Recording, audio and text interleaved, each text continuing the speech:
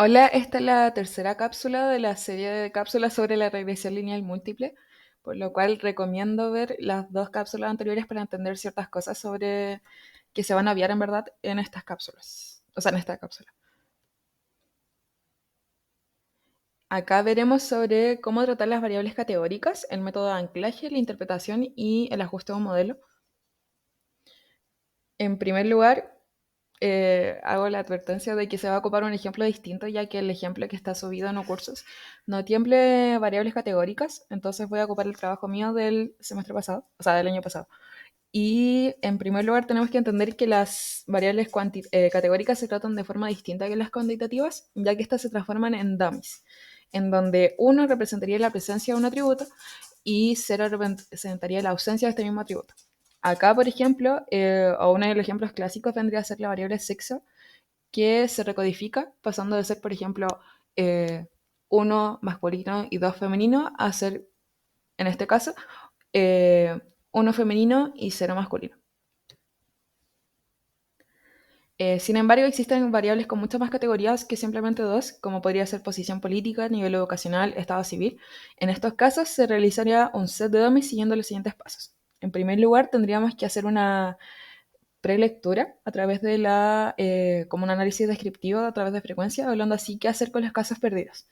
Por ejemplo, acá vamos a tratar la variable de nivel educacional, que tiene cuatro categorías de respuesta: inferior a educación media completa, educación superior completa, y la última que vendría a ser el no sabe.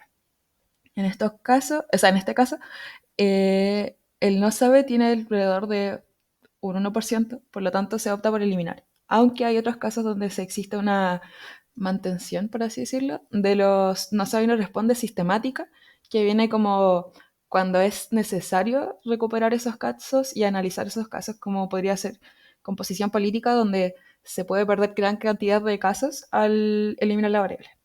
En segundo lugar, se realizaría una batería de dummies, ya que dentro del modelo no pueden entrar todas las variables, sino que solamente entrarían k-1, que vendría a ser la cantidad de categorías, menos una, excluyendo así una de las variables para evitar un posible problema de colinialidad. Para elegir esta variable se recomienda como que tenga al menos un 10% de los casos de las respuestas y generalmente se deja alguno de los extremos. Siguiendo con el ejemplo, se hacen las tres variables dicotómicas, siguiendo, o sea, las tres variables dummy, que vendría a ser inferior a educación media completa, educación superior completa, y al final solamente se ingresan al modelo educación media completa y educación superior completa, ya que, como podemos ver, la cantidad de casos de educación inferior a media completa es el que tiene menor cantidad de porcentaje, pero aún así sigue siendo 24%, y al ser uno de los casos extremos, como que facilitará posteriormente la interpretación del modelo. A la hora de interpretar las variables, cuando ya ingresan el modelo y tenemos posteriormente como el resultado, hay que entender de que estas se interpretan de manera conjunta y no individualmente, como si pasa con las cuantitativas. Por lo tanto, igual no pueden ser eliminadas por correlación o significación, como así ocurre con otras variables, y estas se analizan a partir de la variable excluida, que pasa a ser la variable de referencia. Igual cabe mencionar de que al momento de hacer los análisis bivariados, como la matriz de correlación que se trató en la cápsula anterior, siempre va a haber una alta correlación entre las dummies, pero donde van al mismo tema no va a ser algo preocupante. Por ejemplo, acá el nivel de educación superior completa con media completa es una correlación de intensidad alta. Y finalmente, cuando ya tenemos el modelo, la interpretación se hace a partir de la variable de referencia por el método de anclaje. Por lo tanto, se le dará como la magnitud del efecto de los niveles de educacional a partir de la educación media incompleta.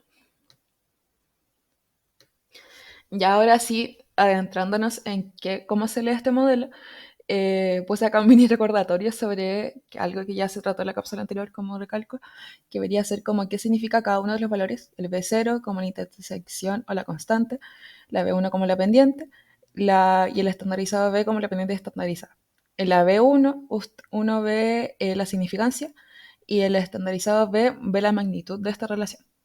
Por lo tanto, por ejemplo, acá si vemos sexo, sería significativo del 99,9%, pero la magnitud, ya que esto se lee también desde los criterios de Cohen, es una de negativa y de intensidad baja.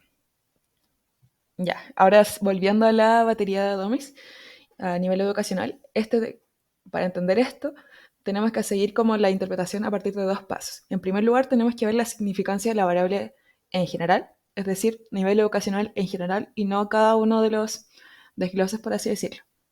Entonces, si existe alguna significancia, significa que el nivel educacional genera cambios en nuestra constante, que recordando acá vendría a ser la percepción de seguridad.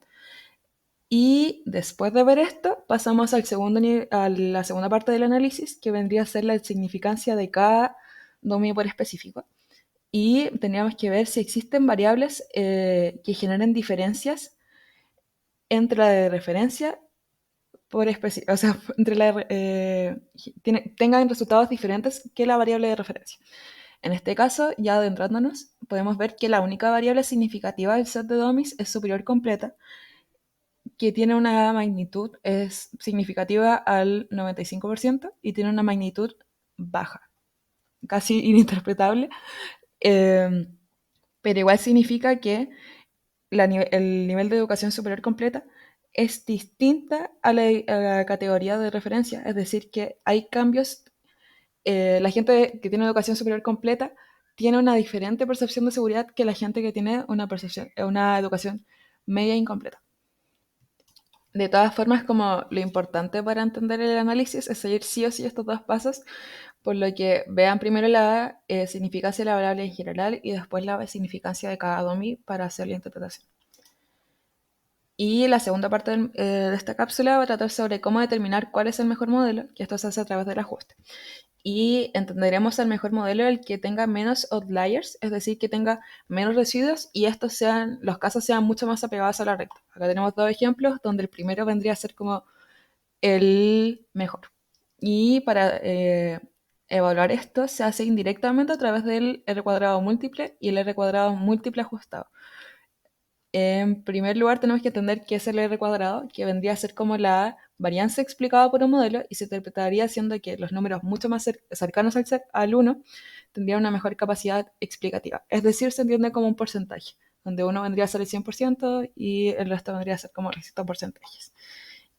También existe el R cuadrado múltiple ajustado que sigue esta misma lógica, pero la fórmula, en vez de solamente la fórmula acá, soluciona un problema de la otra, que es que el R múltiple tiende a aumentar por la cantidad de variables que hay en un modelo. Es decir, mientras más variables haya en el modelo, mayor será el R cuadrado múltiple. Y el R cuadrado ajustado considera esto y no tiende a aumentar por la cantidad de variables. Y entonces, si deseamos ocupar el R cuadrado múltiple, se tendrá a preferir si hay resultados similares, por ejemplo, en cada modelo parcial, y el completo, el que tenga un modelo más parsimonioso, es decir, tenga menor cantidad de variables para explicar algo más, o sea, para explicar más. Y finalmente, con un ejemplo, volviendo al caso del modelo de percepción de seguridad, acá tenemos de que hay los resultados. El mejor modelo vendría a ser el último, el 4, ya que tiene un R múltiple de .127 y un R múltiple ajustado de 100.22. Si ven acá, baja un poco porque vendría a ser por el tema de la cantidad de variables que hay en el modelo. Y sin embargo, igual ninguno de estos modelos explica tanto, ya que vendría a ser esto un 10% de la varianza explicada, un 12%, perdón. Eh, por lo tanto, no vendría a ser un modelo que realmente permita predecir mucho más. Bueno, eso sería la última cápsula, así que mucha suerte con el trabajo final y por favor revisen las otras cápsulas.